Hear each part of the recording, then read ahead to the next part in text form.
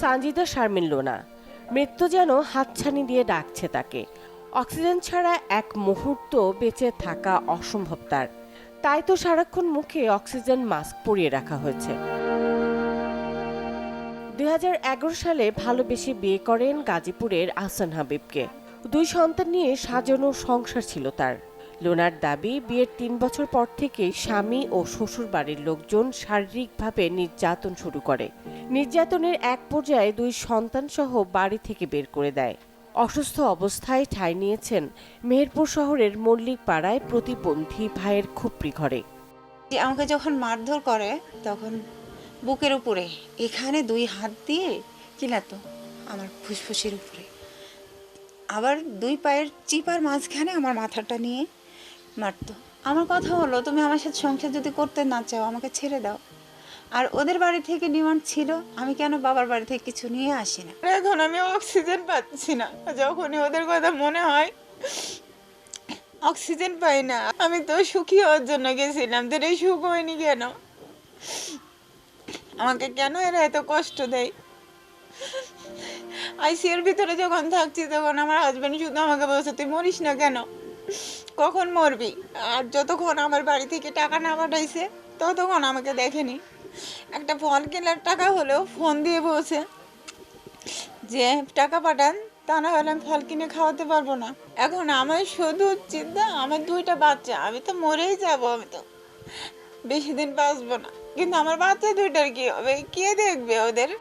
চিকিৎসক জানিয়েছেন লোনার ফুসফুসের 80% অকেজো হয়ে পড়েছে। প্রতি মাসে চিকিৎসা বাবদ খরচ হয় 25 থেকে 30 হাজার টাকা, যা তার প্রতিবন্ধী ভাই বাবু খার পক্ষে ব্যবস্থা করা সম্ভব নয়। যখন ঢাকায় ছিল তাকে খুব অত্যাচার করতো, তাকে মানে মাথায় প্রচুর মেরেছে।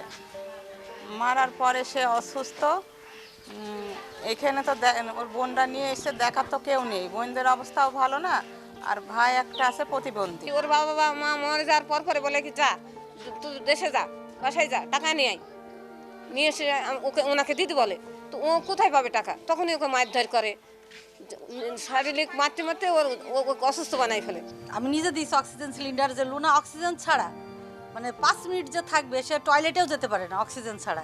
এই অবস্থায় একটা হাজব্যান্ড কি করে তার ওয়াইফের মানে টোটালি ট্রিটমেন্টের খরচ বা বাদ দিক, সে যে তার বাচ্চা 2টা, তার বোর যে ভরণ পোষণ, এগুলোও সে নিতে রাজি হচ্ছে না। আমরা প্রতিবেশী হিসেবে তার কঠোর শাস্তি দাবি করছি। তার তো দেখার মতন কেউ নেই, বাপ নেই, মা নেই, তাহলে দেখবি কে তাকে? দেখার জন্য তার স্বামী যদি না পারে, স্বামী ভিক্ষি করে এনে দেখতে হবে, তার সন্তানদের দেখতে হবে। তার 1 গাদা টাকা লাগে, তার ফুসফুসে নষ্ট, কিডনি নষ্ট, সে টাকাগুলো পাবে কোথায় সে? এদিকে স্বামী ও শ্বশুরবাড়ির লোকের নামে মেহেরপুর সদর থানায় একটি মামলা করেছেন লোনা। পুলিশ বলছে আসামিদের গ্রেফতারের চেষ্টা চলছে।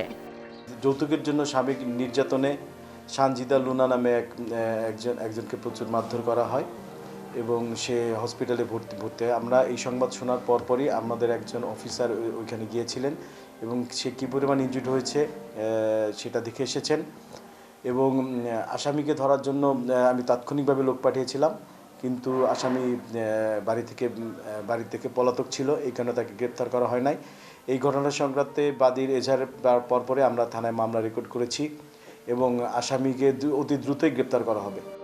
লোনার চিকিৎসায় এগিয়ে আসবেন সমাজের বিত্তবানরা, এমনটাই চাওয়া তার সন্তানদের। Desk report, channel 24।